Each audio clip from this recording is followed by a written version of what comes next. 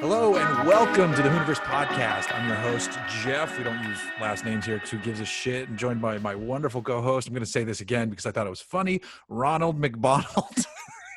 Hey. What's up, Ron? Also, on this episode, we've got a wonderful guest. Everybody say hello to Nick Ferrell. Is it Ferrell? Ferrell? What do you prefer?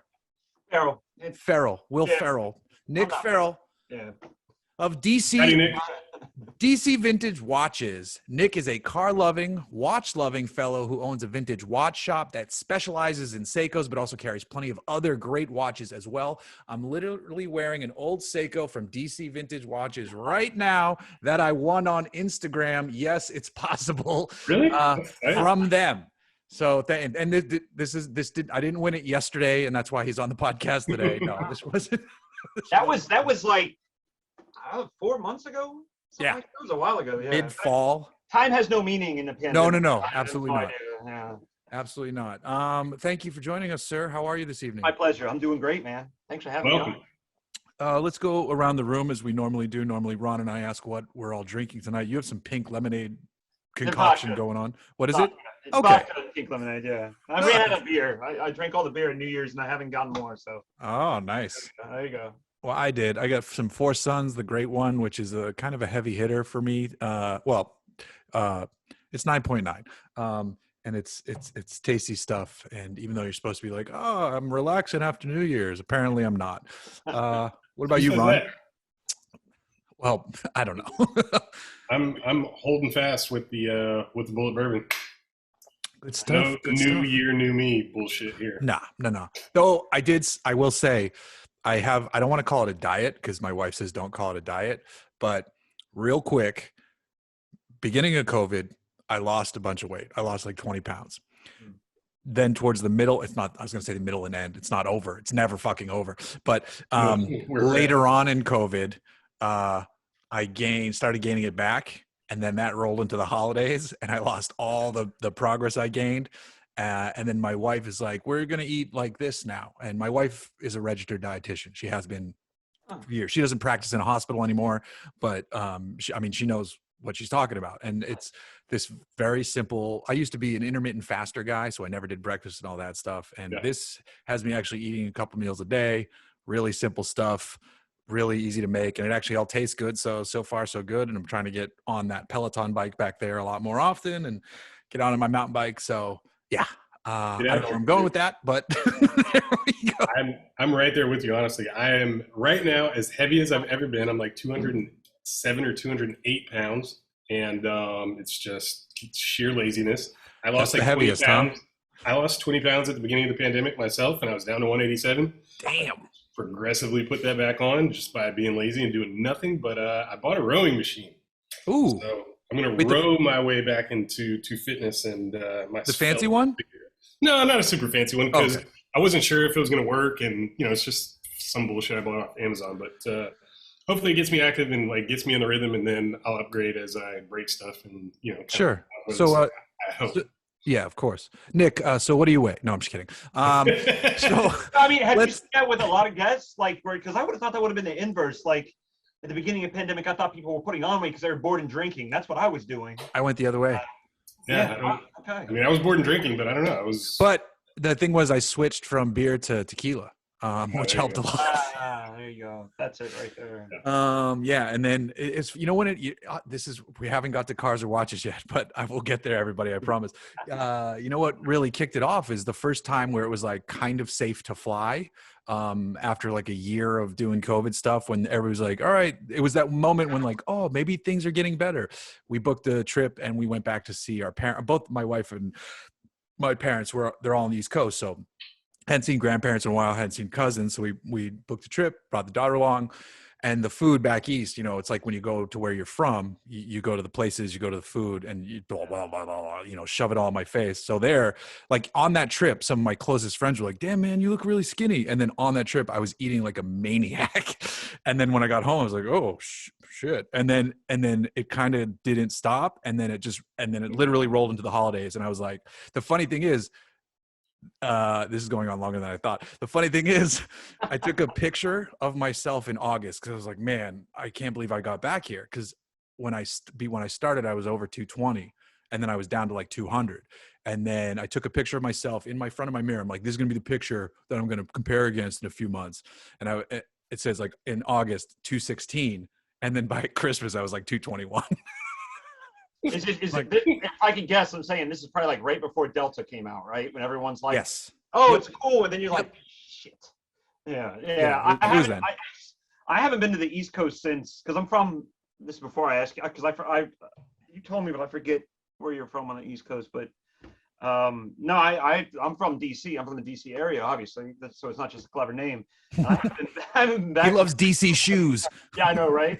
I haven't been back since like 2018, maybe. It's been before the pandemic, and so it's been bad. We needed to get back. I'm up in New England, Boston. My wife's in Rhode Island. Okay, all right. Let's roll into some actual relevant questions now, because I'm almost done with the beer and we haven't even started yet. So Nick, I like that you offer up great looking pieces that aren't Rolexes and more. You carry some heavy hitter stuff on occasion by other brands, especially. I mean, I'm an Omega fan, not that I can afford it, but your watches by and large are much more approachable. Why do you like that segment of watch?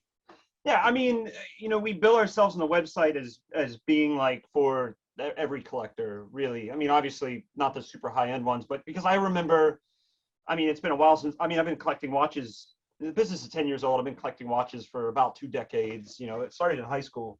But, I can remember back then, being a high school student and be like, crap, I can't afford any of this stuff. And it's so gorgeous. So, I wanted to really position the company for a bunch of different, like, levels of watch collecting. And, Seiko, vintage Seiko has often been referred to as like the gateway drug to watches. And it really is. But now, I mean, when we started, it was rare to find a vintage Seiko that costs more than $1,000.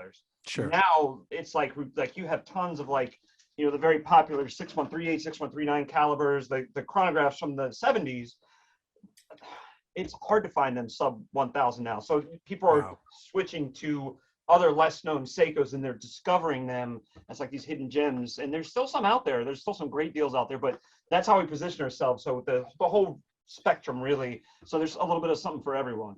So it's almost like how, I mean, sticking with I don't want to say JDM, but, there was a point where Supras and RX-7s and all that stuff were, nobody gave a shit for a while. They were hot, and then the Explorer killed the sports car. Shit got too expensive.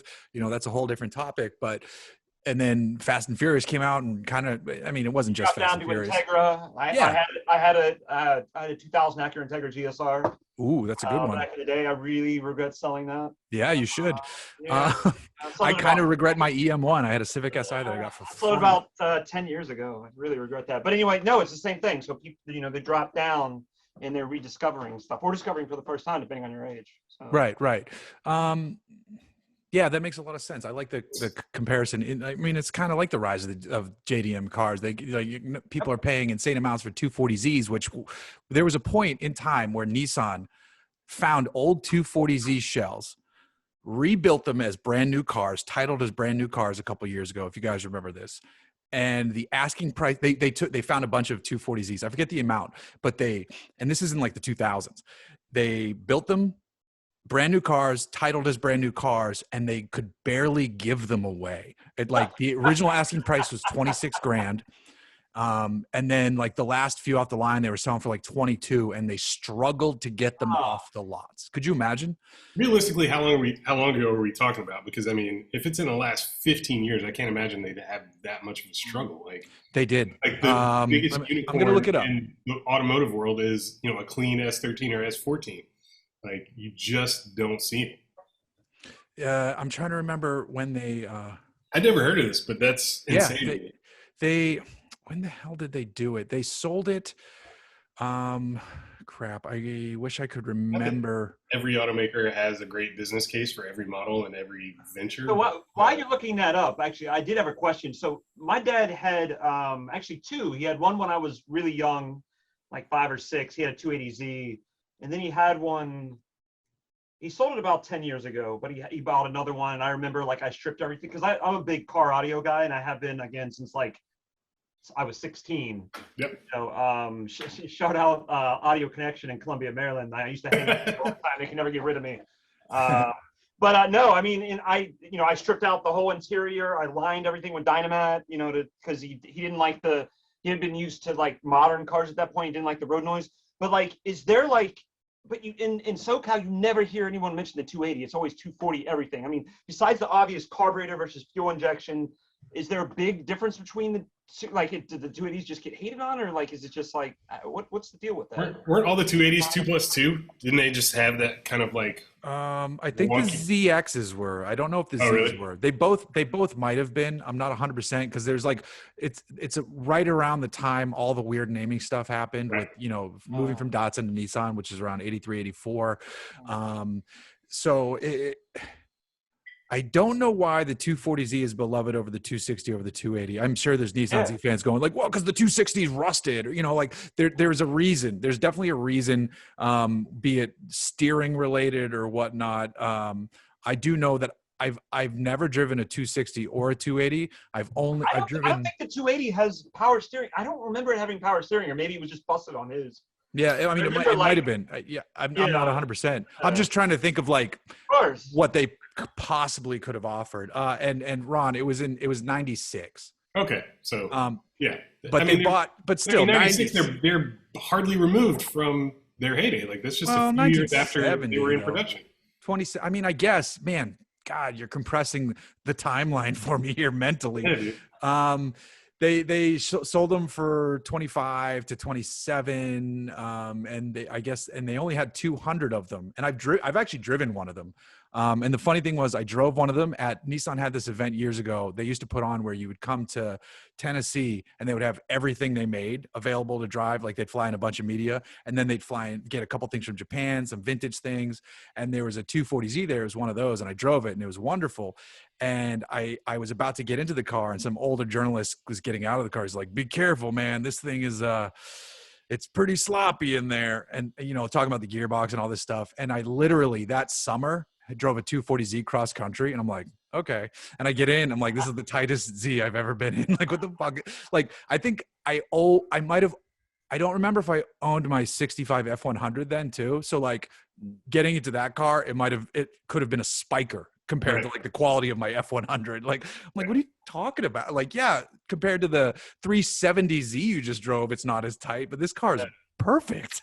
So disclaimer really quick, I misheard you, or I got my signals crossed at some point. I thought you said they restored S13s. No. This makes 240Zs. So much more sense. Yeah. Sorry. I was like, man, he's like, man, he just is. But you compress the timeline mentally. Yeah, that's why I was just like, wait a minute, we're not speaking the same language here. Something is amiss. Yeah, no, it was 240Zs. Okay. They found clean 70 and 71s, and they restored them, and then they were new. Mm-hmm. All right. So, Nick, it's almost like with cars, there's an affordable way into the hobby. You just have to seek it out, with watches too. Where would you recommend someone interested in the watch game starting, but on a realistic budget? Like people these days, everybody talks about how it's hard to make money. The world is tight for a large segment, but there are people who like watches and cars. Where should they start in the watch game? Sure. I mean, like, it depends. I mean, a lot of people start with just the humble Seiko SKX dive watch. I actually have a bunch of watches in front of me, but I don't have that, because I was working on some stuff before you called, or before we set this up. But no, Seiko's kind of weird at sometimes, and they discontinued it in 2018, and the replacement watch is just, personally, I hate it. It's very gaudy. Like I get what they're doing. They're trying to appeal to like the Gen Z crowd. That's fine. No. Like how so? What's gaudy about it? Is it just like their taste? The dial is really busy, and for me, it just be obviously it could just be subjective on my part. No, simplicity's great. So yeah, I mean, it's got like this big S. It kind of looks like Superman's S on it. I'm just like, for Seiko, I'm like, ugh. Yeah. There's like 20 different variants, which is fine. It's just not for me. But like the SKX, it came with like your traditional, like it had a Pepsi bezel or it had like a black bezel, and those still, despite the fact they're just discontinued, they've gone up in price. We just sold a full box set today for $600, and it was from like 2015. It was like near new old stock. It had like everything original. It had paperwork. It had the original box. Really excellent condition. You can find it for cheaper than that if you're willing to get. They call it wabi, so it's like it's like almost. I think it's like Japanese colloquial for like a little patina, like it's imperfection on the watch. And sometimes people like that more, but that is usually the starter watch. A lot of people, including myself, it's like the first automatic movement watch they had, and it just went from there. Precisely. So that's. I was doing this, Ron. I was doing this. I was moving my watch. But a lot of people start like if they're a little bit older, if they're like in their their 30s, 40s, 50s, and they made a really big big promotion or a big sale or something like that. A lot of people they'll get like a Tudor or a Rolex or something like that. So it all depends on the price point that you're after. I want to stay away. So let me back this question up. Sure. I'm going to say this in two ways. What is the best watch under? I'm going to cap you hard. What's the best, or not the best? What's a watch you would recommend under $400, and then what's a watch you would recommend under $1,000? Sure.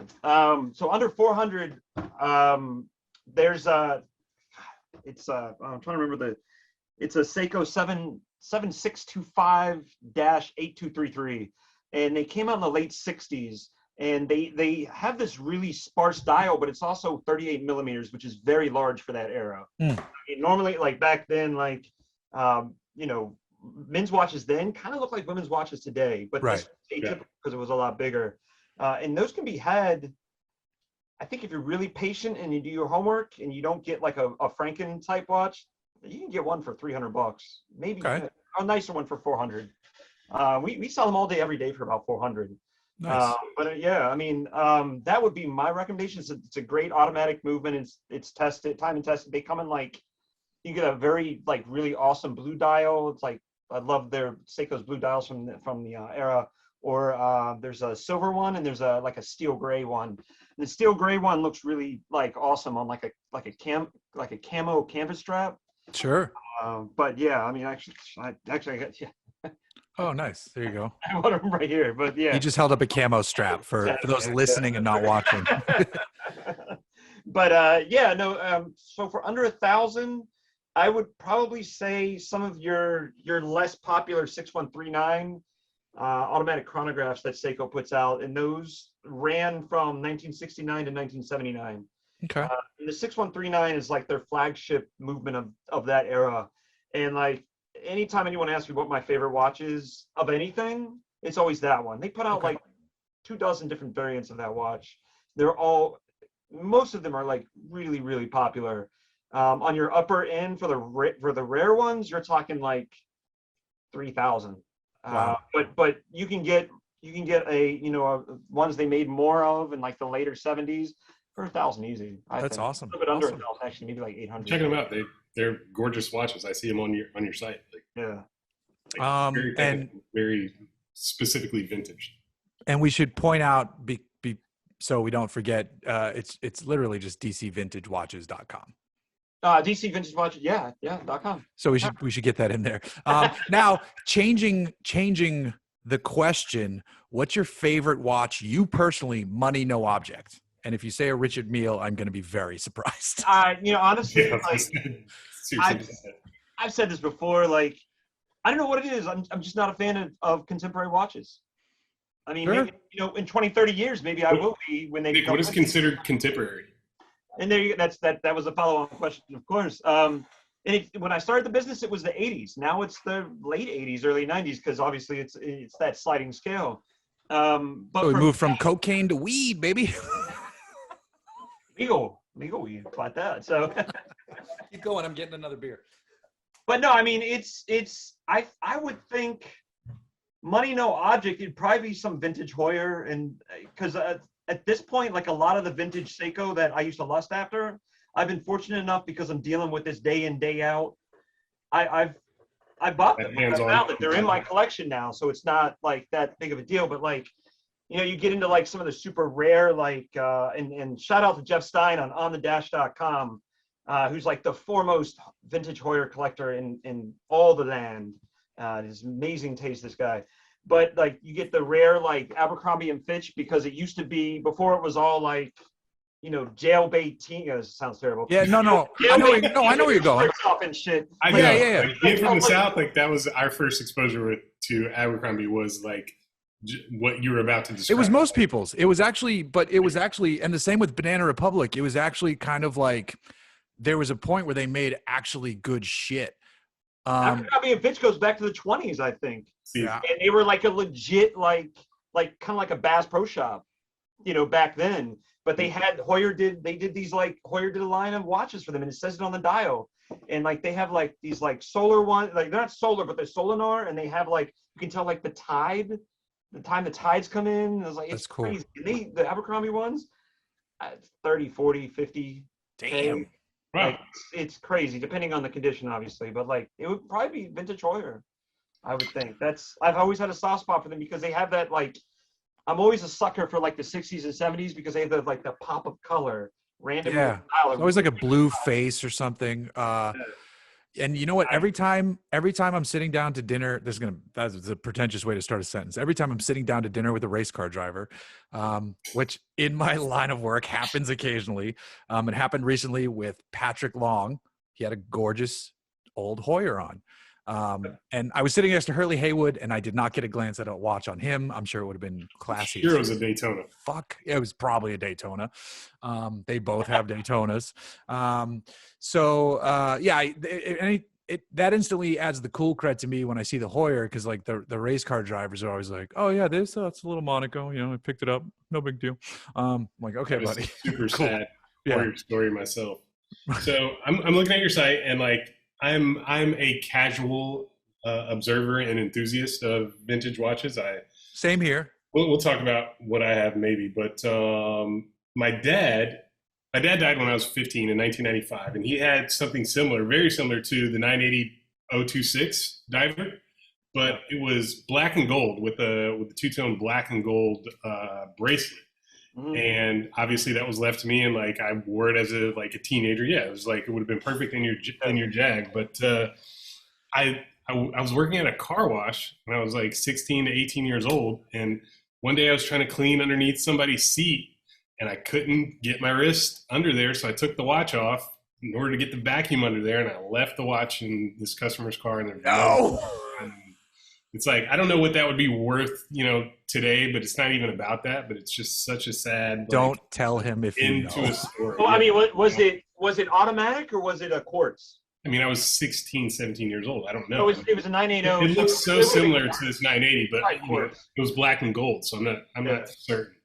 I mean, do you really? I mean, they've gone up quite a bit, but they're still not. I mean, as far as Hoyer goes, they're still not like if it would have been automatic, it would have been, forget about it, because those things. I mean, if you can find them, they're like crazy expensive for that type of watch.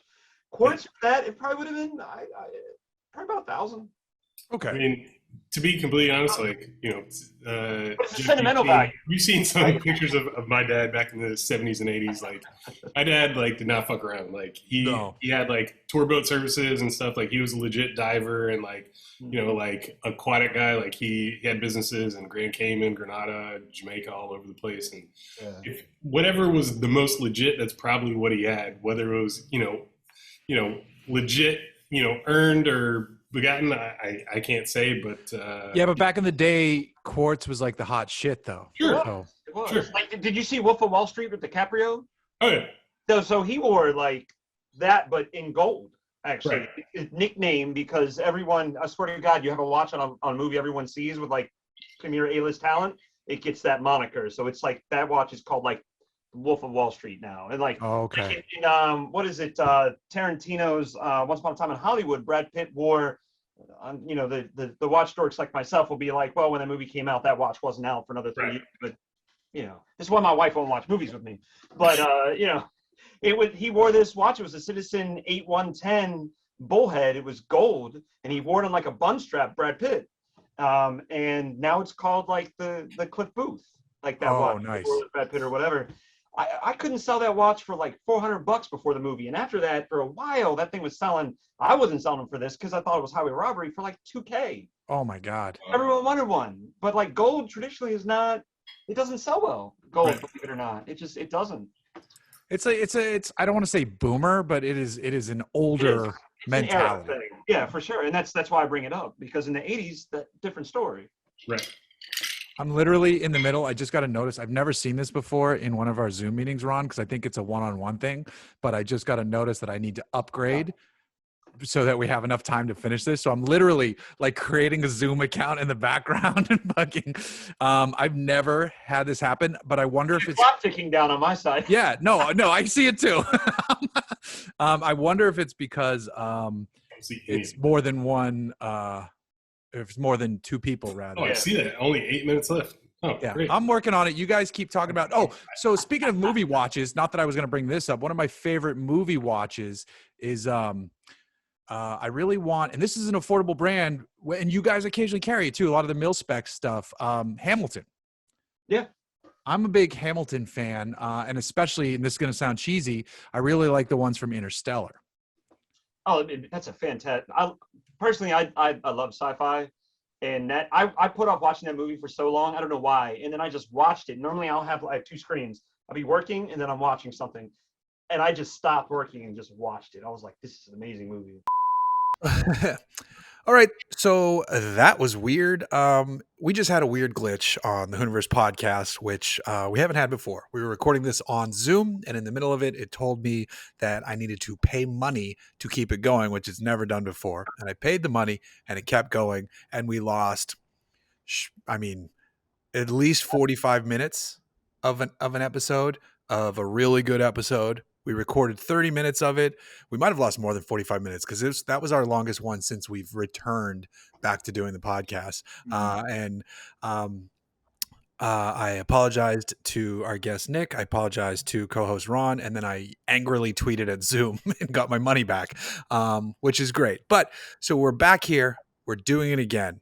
Now, another thing that happened was Ron was supposed to record with us today to continue the episode, and he ate bad sushi. So his he's friends with his toilet tonight, and he's not gonna do that. I know, but Nick is graciously here again. So it's like it's two episodes mashed together to become one, like the Spice Girls used to sing. And then I also have to quickly apologize because apparently in episode 314 I forgot to edit out a 2-minute bathroom break. Which everybody has to pee, man. Yeah, Nick, welcome to the most professional podcast on the internet. Thank you for coming back. I think I know where we left off. We were talking about watches, obviously, and then we are rolling right back into cars. And it's going to be difficult to pick up the steam because we had some good momentum going, but we're moving to the car side. So on the car side of things, where do your passions lie in the car world? What do you like? Right. I don't think, I think in the stuff that we did keep, we didn't cover any of the Trooper, right? No, we didn't get there yet. Okay, we'll get to that. We'll get to that. We're working back to the same bullet points. Right. So car wise, it's,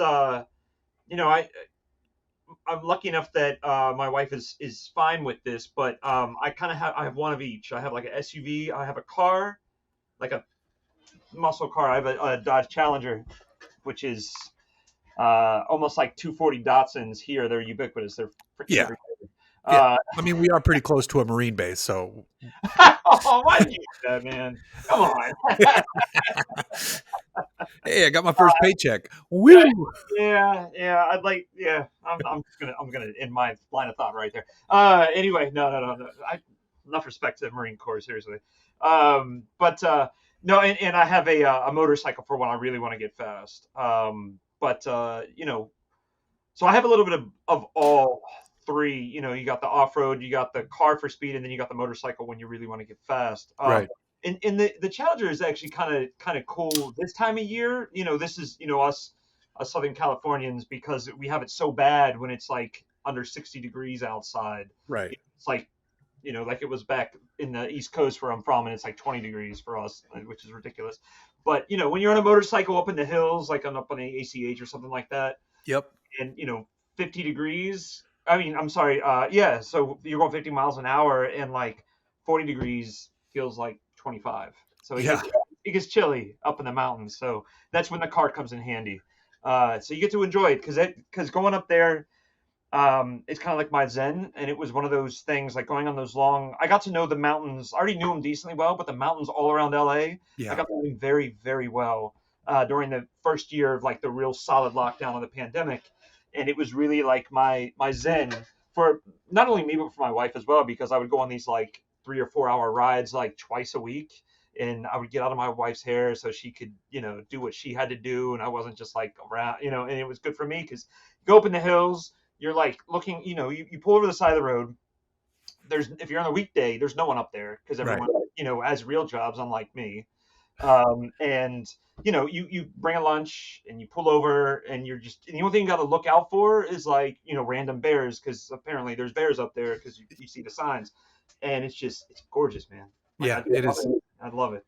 It's you can live here for years and still find roads that you didn't know. Somebody else will be like, "Oh, have you hit this one?" You're like, "No." And like there's the ones everybody hears about, and then there's the one that you drive once you move here. Like, "Oh, I finally got to hit 33.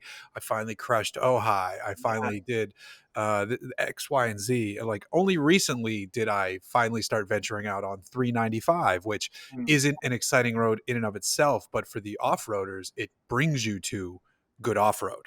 It does, yeah. There's a road called 9 Mile Road that snakes up off of 395, which is pretty incredible. But 395 brings you to Alabama Hills. It brings you to all the crazy stuff. I want to do a run to Cerro Gordo, which is a sort of abandoned mining town, which some guy bought a couple years ago for like $8 million, and now he runs a YouTube channel out of it where he goes and explores the mines.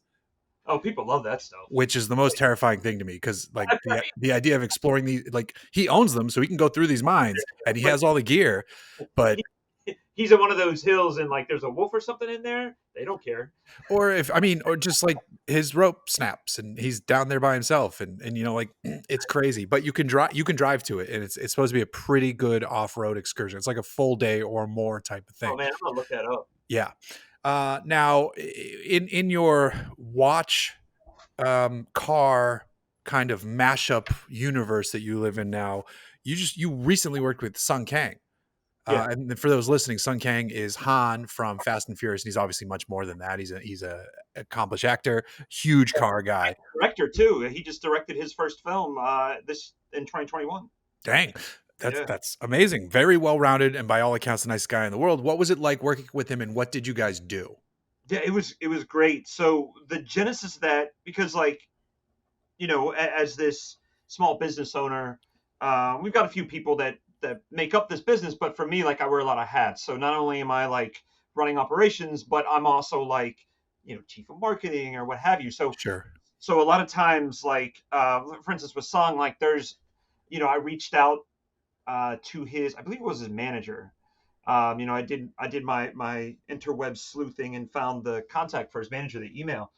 And I knew that Sung liked watches. Obviously he likes cars. So, you kind of work your pitch around that, because a lot of times the manager or the agent will be the gatekeeper, and you need to make a good pitch. Otherwise they're gonna be like, yeah, whatever. Absolutely.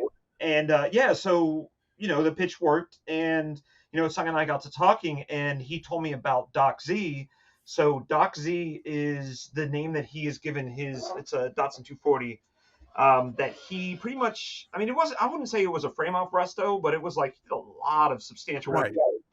Right. He bought it from father-son duo that had bought it, I believe, from Mexico. And the father, I think, was a doctor, and hence the Doc Z. So this is Sung's second 240Z. I know the name of the first one, this gorgeous white one. It was like almost like a wide body. Debuted at SEMA, I think, back in 2016. So it's not that one. It's actually a different one. And the Doc Z debuted at 2021 SEMA in Vegas, which I was fortunate enough to go to at the invite of Sung. So I'm getting ahead of myself. So what we did was we're kind of just like brainstorming on how I could bring some unique aspect, a unique touch, if you will, to the car. And he built it around like a rally car. So that's what it was. It was like the rally car in mind when he. Yeah, it was inspired by the East African Safari Rally, but not going full bore East African Safari. Exactly. So it didn't have like I don't know if you caught, like Matt Farah did that with a Porsche. So it wasn't like, it didn't have like the bigger tires or anything like that, but it still had, it was very much influenced by that. It was more of an aesthetic homage. Exactly. And so, he brought in John Williams, machinery, and it's an older gentleman, but he's done a lot of work on Datsuns. He's well known for that. And he also brought in Taka Sato from Kaiusha House, who rebuilds carburetors, usually for 240Zs, and does just, they both do amazing work. They were just very fun to work with. So we all got together, and it's amazing because, like I said, he's directing this movie, he's doing all these things, and he still made time to meet with us. We actually met in Gretty. I forget, Gretty House, I guess what's the full name, but Gretty exhaust and things like that, which is just bananas for me, because I remember in high school, this is in the late 90s, like lusting after the JDM scene on the East Coast, where there was like nothing to speak of. Sure. And Gretty was and is for me anyway, top of the line. And it was surreal to find myself in their headquarters talking to like the senior guys there, and like everyone was chill, everyone's hanging out. Doc Z was there. We're brainstorming on what we're going to do. And what we decided to do was John was going to make this awesome custom mount to put two 1970s era Seiko stopwatches. One measured 15-minute, one measured 30-minute, and there's 60 seconds, and then there's a sub dial that does the 15 and the 30-minute for like kind of like a rally application. So with the rally racing, you have like, it'll either be like a mount. In ours, it was like made out of aluminum billet, and John just designed this ingenious, like, I don't even know how to describe it. I've never seen anything like it. It's kind of like tightened with like an Allen wrench, and you can remove the stopwatches from it should you so desire, and it goes where the radio goes. So it's kind of like a radio delete panel. Yeah, it's a block off plate. Exactly. And so, we decided on aluminum billet. We designed that. We put it low, so because you run the risk if you make it too shiny that you're driving and the sun bounces off it and blinds the driver, which is no good, obviously. So yeah, we've seen a lot of times on rallies, they're either like, it's the guy that's sitting shotgun that has the worst. Oh yeah. No question about it. He's bouncing everywhere. He can't, if you're driving, you anticipate. Yeah. You know what the decision you're going to make. And the guy sitting shotgun is just like, all over the place, but they'll have like a clipboard. Sometimes you'll see the applications will be, bolted to the clipboard, when they're doing their navigation and everything like that. So yeah, we designed it around Seiko, and Sung just went the extra mile on it. He got it like laser engraved. So like on the plate itself, it says SG for Sung's Garage. He has, his own website. And then when you remove the stopwatches, on the back of the stopwatches, it has like our logos with DC Vintage watches. And then in each position, it has like Kaiusha House, and then it also has like Williams Machinery like on it. So it's just really cool, like extra mile, really like solid attention to detail on it. This is, I'm going to make my pitch here, but we're going to make a limited edition of these. And it's not going to be like limited edition like you see a lot of contemporary watch companies, and, I'm getting on my soapbox, where they're like limited edition. And it's like, well, how many are there? And they're like 5,000. You're like, what? How is that limited? And like, this is like a legit, we're going to make 15 of these. So it's going to replicate the one in the Doc Z.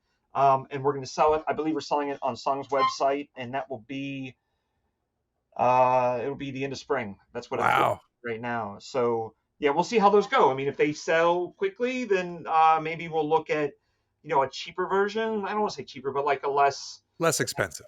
Less expensive, because they take a while to make. The aluminum billet, the extra mile, like John did like all this like CAD design, and like he's just amazing.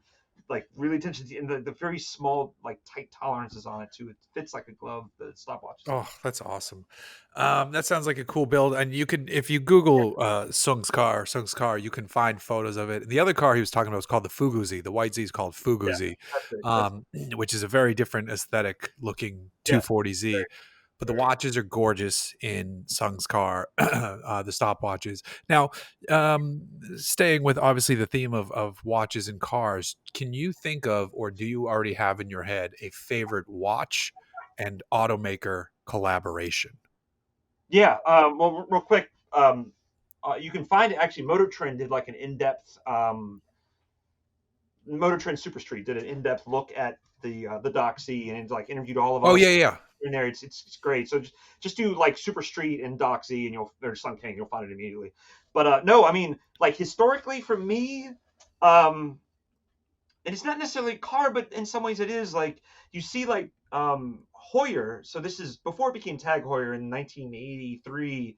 Tag was actually like a Saudi-owned like racing team, and they bought Hoyer because like I love Hoyer, but Jack Hoyer is a legend. He was great at marketing. He was great at design. Not so great at the books, in my opinion, anyway. And there's actually like there's this great book. It's called Mastering Time, and it's expensive. It's like $100 book, but you can find it on eBay sometimes. And he documents like all the like financial difficulties Hoyer had before it was bought by Tag. But I'm getting ahead of myself a bit. But he said he was brilliant at marketing, and he did this this crossover with what was it? Oh God, Parnelli Jones, is that his name? Parnelli? Parnell, yeah. So he was a race car driver, and he did it with the Hoyer Altavia Viceroy, and with the Viceroy, and okay, here it is. Yeah, I'm like, I know I have a picture of that somewhere.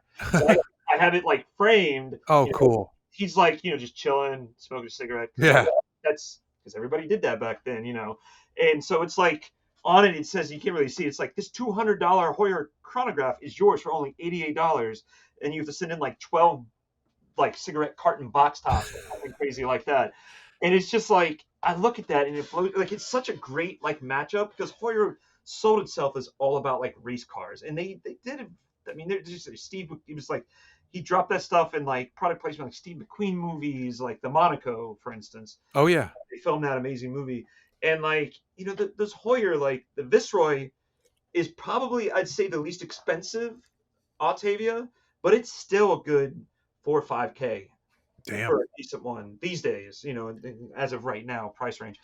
And then I guess there's also like what was it, F1 race car driver Francois Stevert.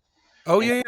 And he did this kind of like the bad boy of the time, and like handsome dude, like many F1 drivers, he died tragically. It's a dangerous sport, especially back then. And he actually, it wasn't an ad this time. He was just I'm actually wearing one right now. He wore, so it was a 1970s Seiko 6139 with the blue dial, and its nickname, it has a few, but its nickname that seems to be the most popular is the Stevert. So it's kind of one of those, like there's a cool picture. You can actually see on our website, because one of the things, like I said, I like to do research. So I did a lot of research into what variant of the dial he wore, and came to the conclusion that it was probably like a 6139-6009. I won't go into too much detail. It's super esoteric, but it's on the website. But I did that by looking at all the press pictures of him and the dates and what variant came out when, and like all those kind of things. So like, yeah, it's a really cool picture. And it was actually, have you seen the Road Rat magazine? No, not yet. Okay, so it's relatively new in the last year, and they're the ones that broke that story. Like people weren't I wasn't tracking on that. And they broke that story, I think, back in late 2019 that Stevert had owned that watch. That's awesome.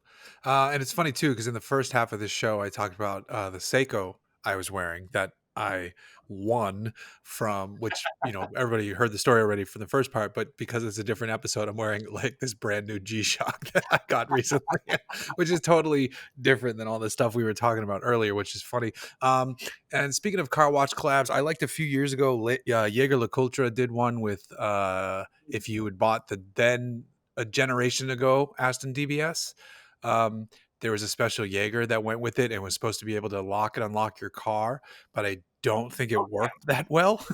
I've never heard of that. That's great. Yeah. So this was the DBS from like,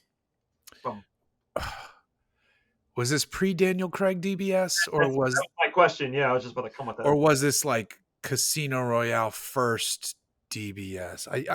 It has to have been older than that, right? be I gotta look it there. up. I don't know how good it would have been, and you're saying it wasn't great. So Well, my boss back then, yeah, this must have been so old because it's the Jaeger LeCoultre Amvox 2 DBS chronograph Aston Martin, and it says like DBS on the face, and here they all look like they go for like between 8 and 25 grand, depending on what it says. But you were supposed to be able to like walk up and use it as like a key fob, and this is before that was like a big thing to do. yeah. So it was the Um, novel idea. Yeah. yeah. I just want to see if it actually opens. Like it's supposed to open your door, and I want to see. Yeah, it was a transponder watch, and it says it works. But I'm trying to remember. Oh, so this is 2008. Okay, so it was. So which James Bond was that then? Fuck, Um, I don't- can't. I I should feel like it know. was the one after Casino Royale. Yeah, it One of must. the Solace, maybe. I can't remember how far back that goes. Have you seen the new one yet?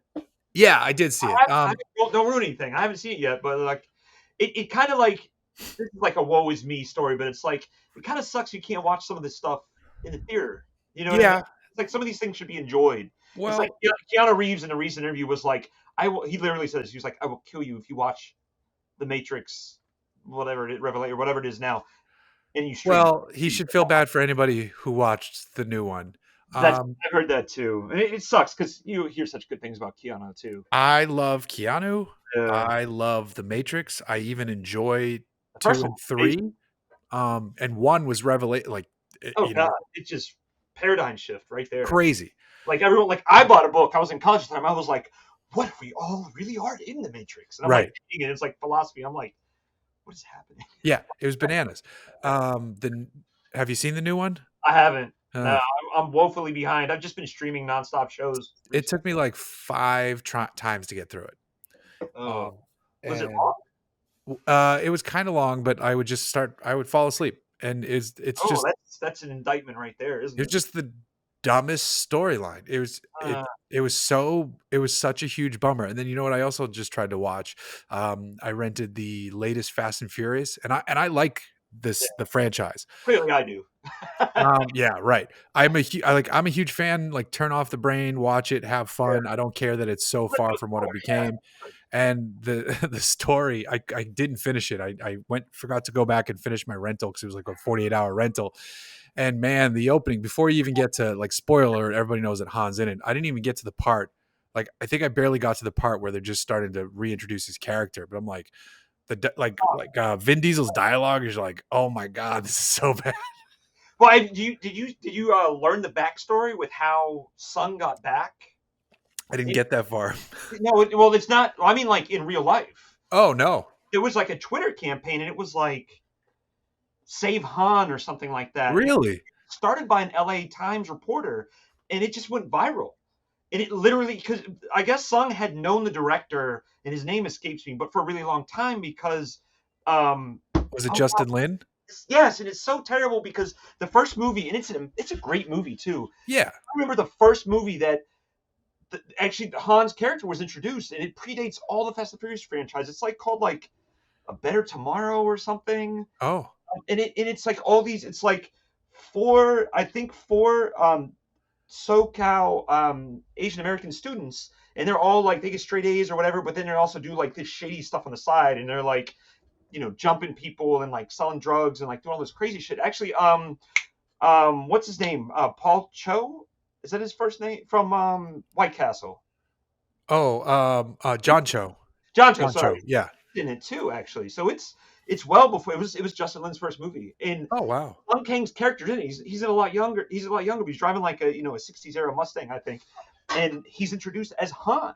Oh really? It's kind of like, wow, but anyway, so yeah, and I guess the campaign just went viral, and that was how he was resurrected. And in the Fast and Furious, it's like, obviously Fast and Furious is great because it's escapism. It doesn't take itself too crazy. Right. The later movies especially. So he came back. All right. So, it is what it is. All right. I'm down with that. Now, back to reality cars. You own an old Isuzu Trooper, a first gen in the U.S. Yeah. U.S. trooper, mostly known as the not as cool Montero, which is not true. I'm just being an asshole. I already know the answer to this, but it's amazing, so I'm going to ask it again. How long have you owned it, and then what are your plans for it? And then I'm just waiting for you to. No, we'll get there too. Yeah, exactly. So it's a 1989 Isuzu Trooper, which in and of itself would be unique enough, but it's also the Rally Sport, the RS. Yeah. So, and again, I've never come across, as a researcher, I like to find reputable citations of things to like say like this is the academic in me. Right. And I've never, so I'm going to say rumor or legend has it because I haven't found these, but the scuttlebutt is that Isuzu imported 800 of these to America in 1989 during a 6-month period to compete with the Bronco 2. Again, scuttlebutt, I don't know if it's true. Are there many of those left? I would wager not, because, for instance, this one lived, I've had it since 1996, so I've had it since high school. Crazy. And this car lived for 25, 30 East Coast winters. Which are just terrible. They overly salt the roads. Oh yeah. As we talked about before, I didn't actually realize this, but it makes sense. Anytime that there is ice here in SoCal, they're using sand, which makes, we have a lot of sand too, so there's that. So there's abundance of these things. It's not salt, thankfully. I've got some rust. The frame is good, but there's some, this is where I say it's like a shitbox, or it's like a Monet, if you will, or like if you start really looking close in the fender wells, you can poke through in a couple places and feel the interior carpet. But I've never, this is my baby, and I've had it for 25 years now. This is not a show car. Wow. It's a daily driver. I have kids. I have young kids. I have kid seats in it. I drive them to school in it. I went to the post office today. Drove that. We have a big ass German Shepherd. Drove him to doggy daycare, if you will, today. He's a puppy, so he's like so crazy hyper. So that's what it's used for, and it's used for those dirty jobs. So it's kind of used as Seiko was. It's not meant to be like a nicely done. It's not meant to be a safe queen, if you will. Like it's right. In the garage, it's meant to be used, and that's what I love about it. But so that's funny. I've never heard the term "safe queen." Like I know exactly what you're talking about, but that's funny to hear the crossover. Equivalent would it be like just garage kept? I don't know. Like no. I mean, you go garage queen for the car stuff, so safe queen for the watch stuff makes sense. Yeah, it's just small. Watches take up a lot less space, thankfully. Yeah, you're right. But no, drawer queen. Exactly. But I've had it for a really long time. In high school was when I did a lot of the initial work. Okay. Some of it myself, some of it I paid off-road shops in the East Coast to do. It has a 3-inch Commute suspension lift on it. It came stock with things that the regular first-gen Trooper did not have. So it's got lower gearing. I think it's got 410 gearing on it. It's got steel skid plates underneath it, which I don't think the first-gen Trooper had, or if it did, it had fewer. And stock, it came with 31 by 10.5-inch tires. Yeah, that's big. Which did not have. Right now, it's sitting on 33 by 12.5 BFGs, all terrain. Oof. So they're meaty. I had to remove. I had to remove a little bit of the fender well, but it was rusted. Yeah, so it didn't matter. Just turn lock to lock a few times, and the tires will just take care of it. When I go left, there's still a little bit of rub, so it's like something I need to. It's all, so you say things that you're going to do. That's still one thing. But the paint, it's original paint. In some places, the clear coat's starting to come off. But for the most part, I'm surprised that the paint is kept as well as it has. And I've talked to my mechanic recently, because and this is where the watch world is the same as the car world. You find that good mechanic or that good watchmaker, and you keep them. And you may not tell other people about them because you want them all to yourself, that kind of thing. But no, and he's like, back then in the late 80s, EPA wasn't as strict. So they have all sorts of stuff in paint then to make it last longer that they don't these days. Oh, interesting. I never thought about that, but interesting. So I've done other stuff like I put there's a rack on the top right now that was a pandemic ad because I do a lot of my grandfather was a master carpenter by trade, and he taught me a lot of stuff before he passed. So I do a lot of projects. I'm literally if you've seen The Office, do you remember Dwight has Megadesk? in the office. I built that during the pandemic. Like I'm sitting at it right now. It's like 4 feet tall. It's like 8 feet long, and it's like goes back like 4 feet, and like that's my space. Like, and you see Wow. up to here. There's another desk I built. So it's like you got to haul wood, man. And Damn, I might have to tap your wood services for my sleep platform build idea that I want to do in my Montero. I did that in the Trooper for my dog, actually, and it's because I'd actually want to do a sleep platform because, and we talked about this before, off-roading on the East Coast is different from the West Coast. Here it's more overlanding. Yeah. East Coast it's more, there's some of the same things. Like you go up in the forest in Appalachia on some trails and you camp out. Or you go mudding or something like that. But like the Trooper, unfortunately, is too short, being that short wheelbase, for a sleep platform. It wasn't going to happen. So okay. I did like in the back. I have my kit in the back for like if there's an accident or what Sure. have you, God forbid, or like off road. There's some off road stuff. There's the shovel and shit back there. But like I built like a platform. I put it on the this is where I made an Instagram account for the Trooper. Because every time I posted it, I would get all these likes, which kind of blew my mind. Because my friends in high school used to make fun of Right. and screw you guys first of all. Because you come out here. I've been out here in 2018, and I would take it out, and people would stop and ask about it, which for me was like revelatory. I'd never experienced that before, and everyone wanted to know about it. Yeah. And again, for me, it's like I view it as a shitbox, but a lot of other people don't, which is crazy to me. I don't. I love it. That account is Isuzu Trooper RS. But anyway, I document a lot of these projects that I've done on there, including that sleep platform. When I take the dog somewhere, it like sits above the cargo space in the back. Yeah. And like I put like a dog bed up there, and he just, he's a big dog. I just tell him, and he jumps right up there. That's awesome. And he sits there. But actually, I just posted. I did a project this weekend where I don't know if I got the idea. You've seen like Toyota Tundras. They have like those 4 orange lights in the grill. Yeah. I did that because the Trooper has like a beefy grill on the front. So it kind of like bright lights. So I did that. It's a 2-hour project. It's very quick. Yeah. My son helped me. He's 5, but like like a science project for him. So he loved it. So it's good, good bonding experience. And yeah, that's what it's all about. Like my dad and my grandfather had these experiences with me, and I want to do this with my son and my daughter. Actually, this weekend we're talking about going to Cars and Coffee in Malibu. Oh, sure. Yeah, I mean, I've been wanting to go for a long time. I've just never had the chance. So I'm going to try. No, you'll have a blast. I would try to get up there myself because I haven't been to one since it's officially up and running. But I'm actually going to be out of town this weekend. Well, these are all people that just go. They just happen to show up at the same time. Right. Right. Like Ferguson was supposed to. And it's like you just happened to be there. None of this was planned. I don't think they have to be as.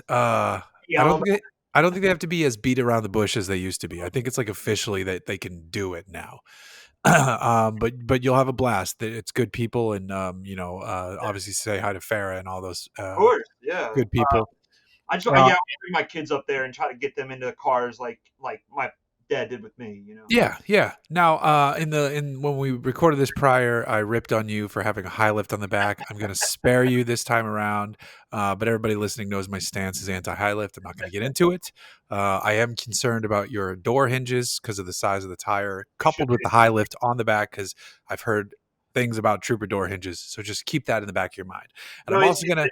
One of the projects is to take it off that rear tire mount and attach it to the, although it will be higher up, but attach it to that roof rack. Because it's like really, it's not like a lightweight roof rack. It's like one of those ones that like you see on like the white van, like the white vans that like carpenters use, if you will, when they, the real heavy duty ones. That 100 pounds. Right. That's what I have up there. So okay. Anywhere.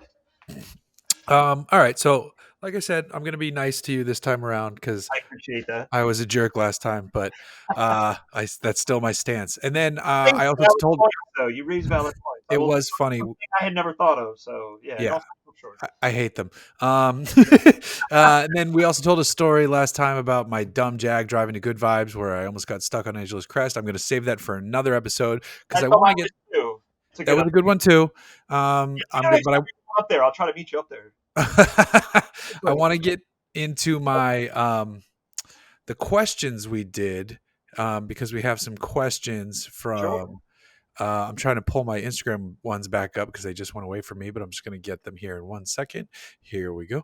Pulling them up. Okay. See all. So Instagram questions. First one from Lynn Woodward. Why don't you have lady guests on your show?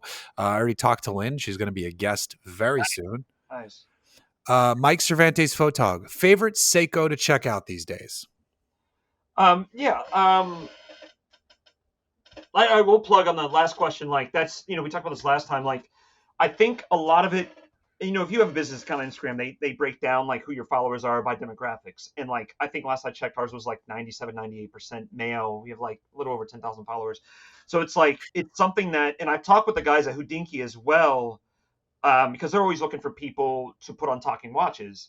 And I actually have a female actor who shall remain unnamed, but she has purchased a few watches from us, one for her husband, some for friends and stuff like that. So I tried to get her on the show, but she just felt intimidated. And like those of us who like watches and nice cars will probably feel this anytime you go to like a dealer. You know what I mean? Like you're like in Vegas or what have you, and there's like a Rolex store, and you go in there and like the staff, you're like, are they going to welcome? Or are they going to be like, oh, he's a peasant, he's not going to buy anything? That Which is funny because the Vegas Rolex store is like probably going to be the most welcoming one because they don't know if you just won, 25 grand at a slot machine. I take that back. That's valid. Yeah, I mean, like, so, like, I guess. But to go to the one in Newport Beach. There you go. Yeah. Yeah. But yeah, no, so we're always puzzling over how we can get more female participation.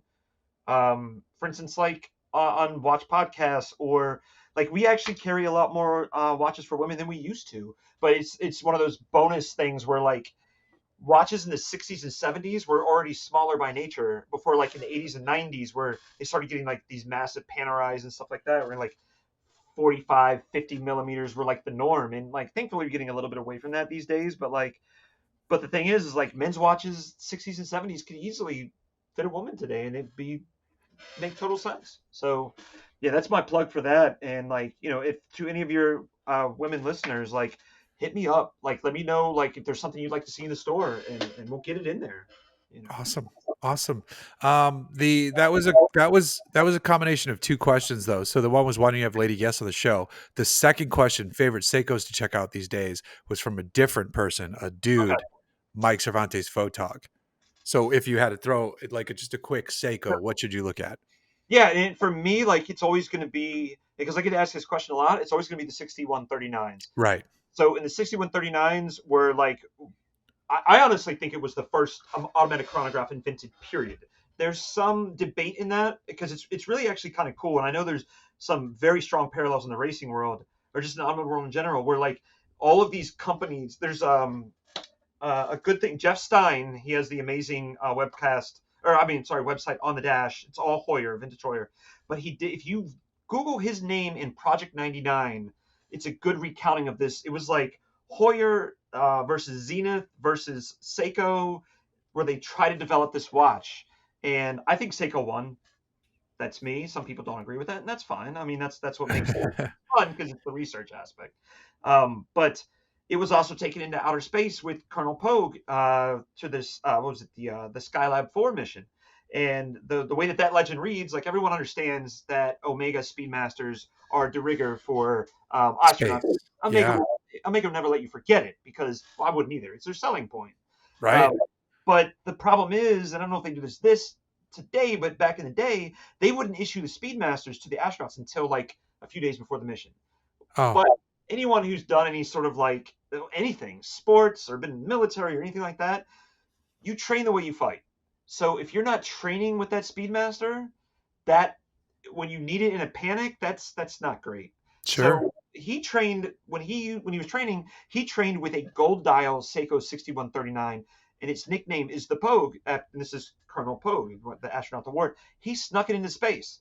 He had it. I don't know if he had it on the other wrist, or sometimes people will sneak it around their ankles. So he was wearing it. He wore a Speedmaster, and he also had that Pogue. And there's pictures of him on the Skylab wearing this watch. And these intrepid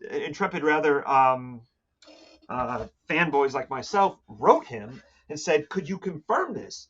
And he confirmed it. And he had a picture of it. And so once that happened, like everyone lost their collective minds and everyone wanted to get one, and they just got Damn. So I see the name Pogue pop up on your website all the time, and I just never gave it a second thought. Because I didn't know. And now that I know it's a space watch, I want one so bad. That's the main selling point for that thing. And when I first started like looking at them, because that Stevert I showed you earlier, that was my first 6139 if memory serves. The gold struck me as garish, but I swear to God, it grows on you. Yeah, I mean, if it relates to like a vintage F1 driver, I'm down. Like, because I'm with you. I don't want a gold watch, even though I literally have gold in the middle of this. Well, not gold, but gold's like not popular these days. It is not the '80s Wolf of Wall Street type thing, right? Which actually, yeah, I mean, and then the other one, like there's a black dialed 6139 that Bruce Lee wore. Oh yeah, for God's sake, and that has been huge. Like, I was lucky enough to be interviewed by GQ back in May of 2020. Because they had noticed that I had sourced some of these watches for various actors in Hollywood, like Daniel Day Kim, Ronnie Chiang, William Lee, and a few others. And they interviewed me for this story, and I brokered introductions between them and like Ronnie Chiang and William Lee and a few others. And like once that story was validated, and I believe it strongly has been, it was crazy popular. And awesome. People love these stories, and same with cars. Like there's these inherent stories that, like, this shared history. It's just cool to learn about. I agree, and I got to check out more of those Bruce Lee watches too, because that sounds awesome. Alex Cartwright _89. Do you think mini trucks will ever make a comeback? I think we're kind of at the precipice of potentially seeing that happen with the Maverick and the Santa Cruz, and if you want to throw the Ridgeline in there. Edgar Maldonado. When you say mini truck, do you mean like a lowered? Like, yeah, I think. Yeah. That's what I think people are going to do that to the Maverick for sure. I mean, they did a little bit at SEMA. I saw that. Were you there? No, I didn't go to SEMA. Okay, I was about to say, man, I should have linked up with you, but yeah, no, I did see some of those there. Nope, no SEMA for me. Not this year. Edgar Maldonado K45. Would you switch to an electric bike, motorcycle if you had a short commute? Yeah, I've ridden an electric scooter to the office back in the day before I gave it away.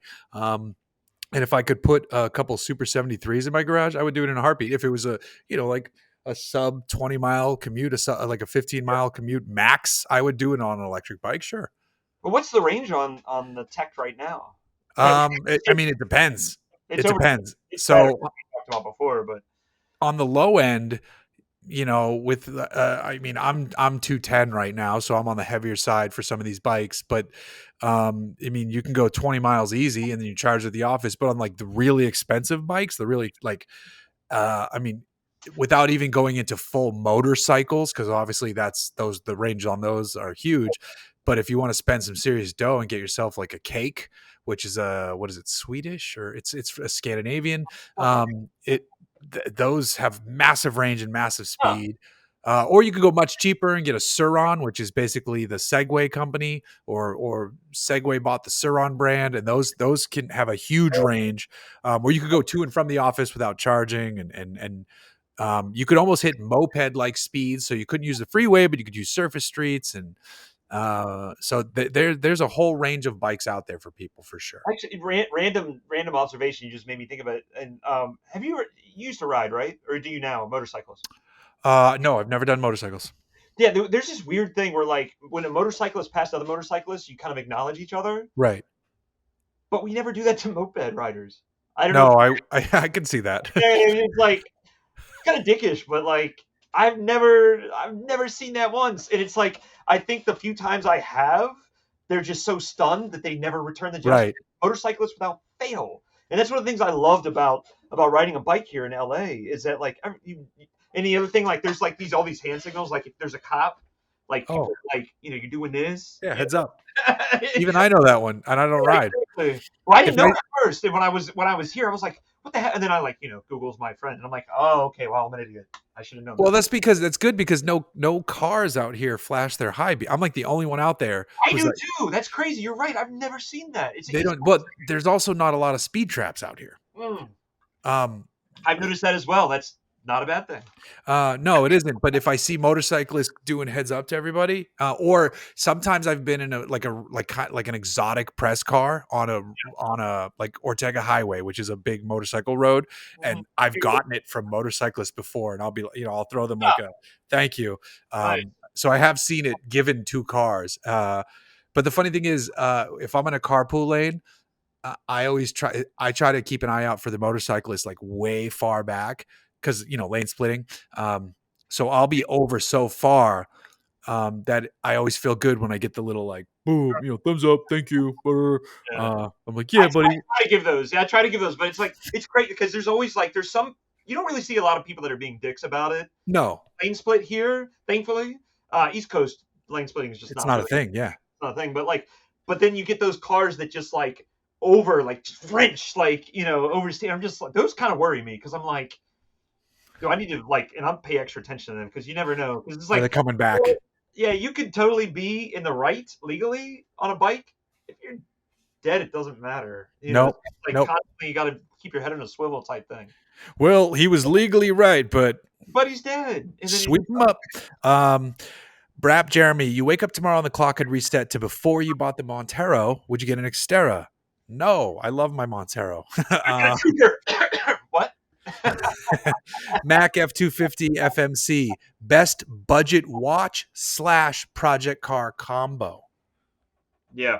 So if you had to buy a watch and a project car on a budget. So for me, it's going to be vintage. That's my bias, clearly. I would advocate for, like, there's a lot of, like, hidden gems, if you will, that are still out there, vintage Seiko watches from the 60s and 70s. One of them is the 7005. And there's like a dozen different variants of this, but any one of them, it's a solid movement, in my opinion. And then pair that with, like, honestly, still, like, the throwback to the 90s when I grew up in high school, the Civic. I mean, there's, like, it's both of those have, or really, even if with the Seiko, you could do, like, a SKX, like the dive watch. The thing is like all of them have a massive amount of aftermarket support. So if you want to mod that watch, particularly the SKX, it's going to be there. If for the Civic, I mean, do I need to say anything more? Like Honda is so well supported. The Trooper, Right.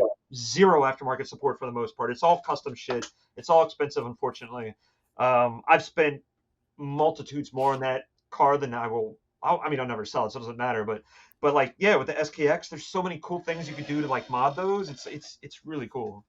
That you know what, we're gonna have to have you back on, obviously, just because to have a redo of go at this episode. But regardless, that would be a topic I would like to dive into more. Not right now, but in the future, is modding watches in the aftermarket, because that's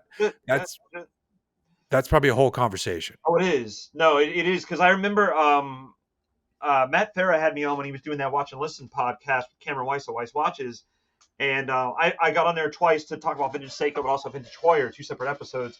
And they had someone else on there that just talked about modding watches, and it was a great discussion. Yeah. And it's like there's watches you put a different case on it and you mod it so it looks like a Rolex Submariner. So like obviously, I mean, you're not trying to pass it as a Rolex, Right. The dial, but it's like it has that same aesthetic. So it's kind of like, it's cool, and it's like much cheaper. Yeah. It's a robust movement. You can make it waterproof, so it's literally it all works out, I think. Well, it's like what we do to our trucks. It's valid. Same idea. I was actually talking to my wife today because she has a BMW SUV. Before any of your listeners scoff, at the BMW, it's older, so it's not like it's top of the line, or anything like that. But like, it's comfortable. It's good to take the kids around in. But like, honestly, off road, I think my Trooper would kick its ass. Yeah, it should. I would. Yeah, because it's built for off road speed. Hell no. No. I'm lucky if I can get it to 75 miles an hour. I'm in this slow lane on a 405 anytime I'm on there. But it's like off road. Oh yeah, it's kick its ass. It's a beast. Purpose built. Absolutely. Last Instagram question, I_play_with cars. How long until Ron picks up a vintage Seiko? He answered last time that he was literally shopping as we were talking. So there's your answer. And then one more question on Twitter from that dude Pasha at that dude Pasha. Can you tell us how it's been since DC blew up? I remember browsing the site a few years ago, and then Daniel Day Kim mentioned it, and it's been crazy ever since. Yeah. It's funny because I mentioned that I was not expecting that question last time. Oh yeah. And I was talking to my wife about it, and it was like, it's kind of awesome to hear stuff like that, because it's like, and we talked about this before, it's like all of us have our passions.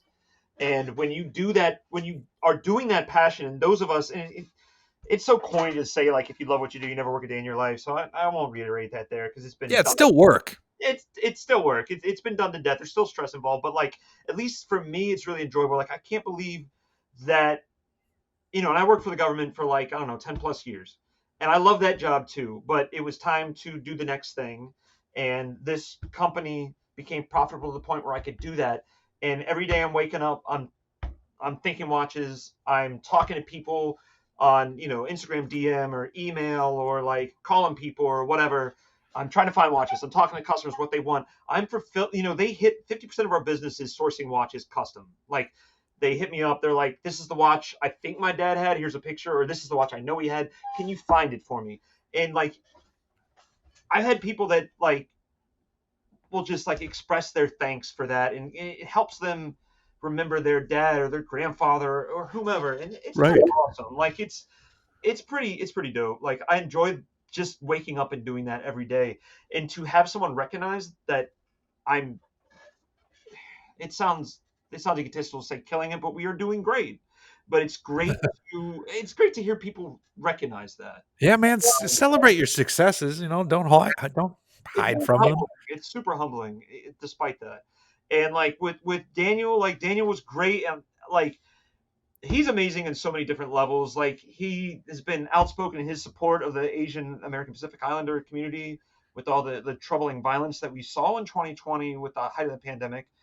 He's spoken to Congress, just killed it. Like, he's amazing. Like he was appointed to be one of the reps of the Asian American community for the administration, for like a panel to look at how to make those kind of things Wow.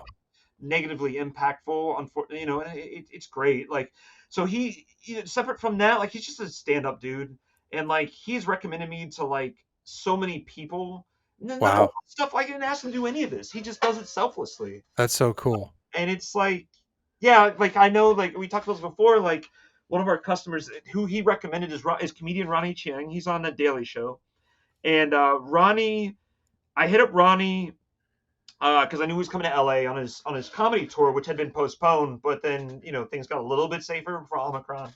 And I hit up Ronnie, and I was like, hey man, my wife and I want to come to your concert. When is it going to be? Because they hadn't announced tour dates yet. I want to buy tickets. And he's like, dude, I got you. I'm going to give you tickets. You get backstage. Like, you don't have to do that. He's like, no, I'm going to get you. And he did. And we're backstage. We're just hanging out. It was really awesome. Daniel walks in. He's like, Nick. And he walks over. We start dorking out on watches. He's got a couple of Seiko 6139s. He was wearing one then, which is kind of just, it was amazing to see. It's surreal. It's very surreal. Sure.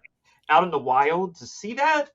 And it was like, yeah, and it's weird because like, you want to post on Instagram, but then you have to be self-conscious and be like, people might be like, he's bragging. No, it's just like, it's so surreal and cool to see that, but you gotta like, yeah, the internet, and the internet is, there's you never know how it's gonna be. Tone doesn't come across, but for both sides of poster and commenter sometimes. So yeah, I get it, but that's awesome to celebrate the successes and go from there. They say you never really made it until you have haters. So there's that aspect. Oh boy, I could point you to some videos. Okay, we got the questions. First, I want to thank you for coming on twice. Tell everybody where they should be following you on Instagram. Sure. So we have 3 accounts. We have a main one. We have 2 backup ones, and the main one is DC Vintage Watches on Instagram. Also, the same name is on Twitter, Tumblr, Pinterest, and Facebook. But Instagram is the main one because it's the format just lends to what we call WIS, a watch idiot savant, and that's what we are. So it's that picture format. We had to make some backup accounts. So it's the backup accounts are DCVW _DMV, which stands for DC, Maryland, Virginia, and DCVW _ Los Angeles, which is self-explanatory. So with each of those, the DMV and the LA one, there'll be some more local content. Like DMV will have, it'll be more like making fun of like tourists when they come to DC because they don't know how to comport themselves, and like it's like the insider knowledge that all DC people have and the things that piss them off. So a lot of overheard DC like stuff like that. LA is going to be more car focused. There's more like motorcycle stuff on there. We talked about last time. It was what was it? It was the you remember what the car was from that picture they posted? Oh, it was it a Cougar? I think it was like this brilliant orange Cougar with the LA backdrop. Oh god, it was gorgeous. Yeah. So you'll see that, and then we also do this thing called DCVW_FACO Friday.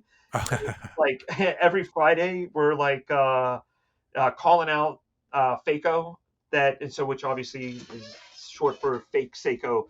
So I'll look at like all the auction sites that shall remain nameless, and just like look, I'm all about people want to mod watches. That's cool. I'm all for that. I have some of those. But if you're going to pass a watch as real and you're going to put fake parts in it and try to people do make mistakes, but if you're constantly selling fake watches, I'm going to call you out on it. Not by name, because I still am somewhat of a gentleman, believe it or not. But like I post those every Friday on there. I actually got some cool like stickers made up, like #FACO Friday on them, and we put those in all the watches that we sell. Actually, sorry to go off on a tangent, but like, so it's like, oh yeah, nice. Believe it or not, I even got the term like trademark, which blew my mind that I was actually allowed. That's awesome. That. So it's like, I don't know, but anyway, yeah. So and the website is www.dcvintagewatches.com. So that's my perfect. Long spiel. Sorry, I go on. No. I can't thank you enough for coming on twice. The first time was a fantastic episode, and I apologize to everybody who didn't get to hear it. Ron, Nick, and I had a great conversation that was not recorded, which really sucked. I got an email from the CEO of Zoom, which I'm assuming is just like automatic feedback when anybody cancels their account. But it was hilarious because it says like it's from the CEO, and I'm like, what? And I never replied to it because who gives a shit? So thank you for coming on. Thanks everybody for listening or watching. Stay tuned next week. We have another guest coming on. This one is a past Shift Talkers winner, which is a subtle tease for you. Ron will be back if he gets off the toilet, and we'll see the rest of you next week. Sorry, Ron.